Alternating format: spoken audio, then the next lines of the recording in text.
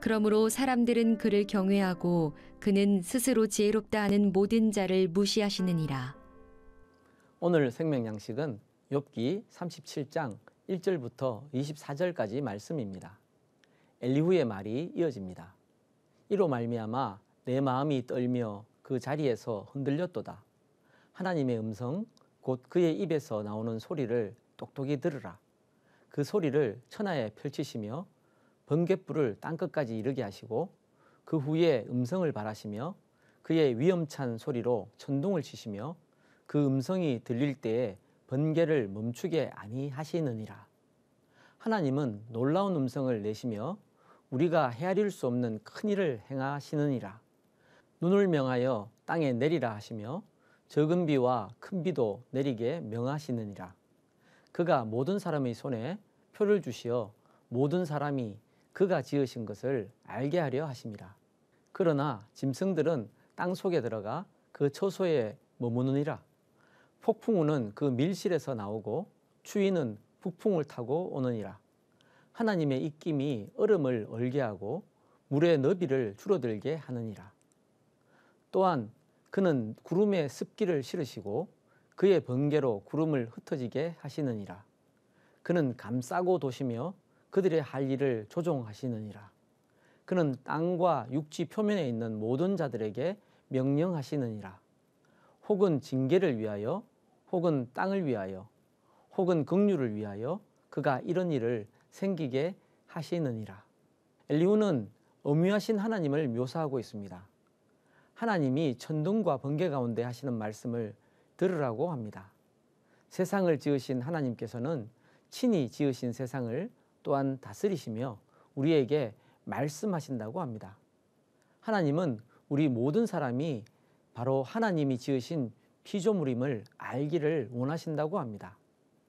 엘리후가 우리 모든 사람이 엄위하신 창조주 하나님이 지으신 피조물임을 되새겨 말하는 것은 그가 앞서 한 말 그리고 이어서 할 말을 뒷받침하기 위해서입니다. 앞서 엘리후는 욥에게 그가 고난받는 것은 우리가 이해할 수 없는 하나님의 뜻이 있을 것이기에 하나님께 항변하지 말라고 했습니다. 우리가 하나님의 뜻을 이해할 수 없다고 해서 하나님이 불의하시다 할 수는 없다고 했습니다. 엘리후가 볼 때는 욥이 하나님께 항변하는 것 자체가 악한 행위인 것입니다. 하나님은 창조주이시고 우리는 피조물이기 때문입니다. 피조물이 하나님께 항변할 수는 없습니다. 질그릇 조각 중 한 조각 같은 자가 자기를 지으신 이와 더불어 다툴진대 화 있을진저 진흙이 토기장이에게 너는 무엇을 만드느냐 또는 내가 만든 것이 그는 손이 없다 말할 수 있겠느냐. 창조주 하나님 앞에서 한낱 질그릇 조각보다 더 하찮은 우리가 감히 창조주 하나님께 항변할 수 없다는 말입니다. 그래서 엘리후는 우리가 피조물이므로 하나님의 뜻을 이해하지 못한다고 항변하지 말라고 욥을 나무랐던 것입니다. 욥이여 이것을 듣고 가만히 있어서 하나님의 오묘한 일을 깨달으라. 하나님이 이런 것들에게 명령하셔서 그 구름의 번개로 번쩍거리게 하시는 것을 그대가 아느냐? 그대는 겹겹이 쌓인 구름과 완전한 지식의 경이로움을 아느냐? 땅이 고요할 때에 남풍으로 말미암아 그대의 의복이 따뜻한 까닭을 그대가 아느냐? 그대는 그를 도와 구름장들을 두들겨 넓게 만들어 녹여 부어 만든 거울같이 단단하게 할 수 있겠느냐? 우리가 그에게 할 말을 그대는 우리에게 가르치라. 우리는 아둔하여 아뢰지 못하겠노라. 내가 말하고 싶은 것을 어찌 그에게 구할 수 있으랴? 삼켜지기를 바랄 자가 어디 있으랴? 그런즉 바람이 불어 하늘이 말끔하게 되었을 때 그 밝은 빛을 아무도 볼 수 없느니라. 북쪽에서는 황금 같은 빛이 나오고 하나님께는 두려운 위험이 있느니라. 전능자를 우리가 찾을 수 없나니 그는 권능이 지극히 크사 정의나 무한한 공의를 굽히지 아니하심이니라. 그러므로 사람들은 그를 경외하고 그는 스스로 지혜롭다 하는 모든 자를 무시하시느니라. 하나님이 세상을 다스리시는 이치를 어떻게 우리 인간이 다 알 수 있겠습니까?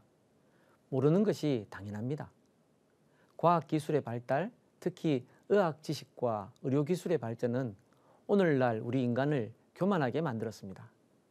인간 복제가 영화의 인기 주제가 될 정도로 관심을 끌고 인간 생명의 신비를 거의 다 풀어낸 듯 착각하고 있습니다.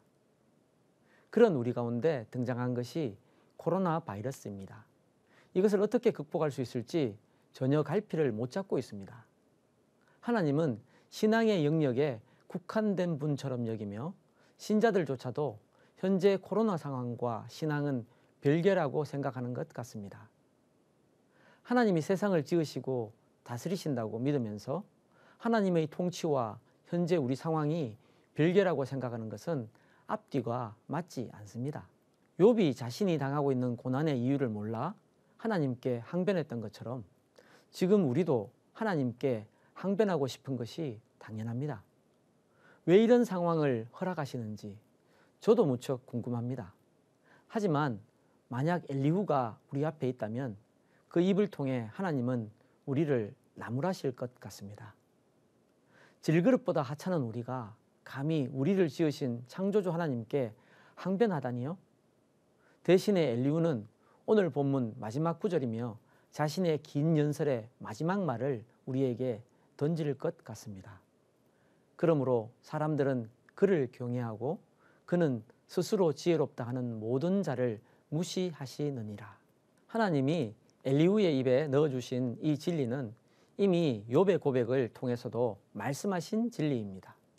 또 사람에게 말씀하셨도다. 보라, 주를 경외함이 지혜요 악을 떠남이 명철이니라.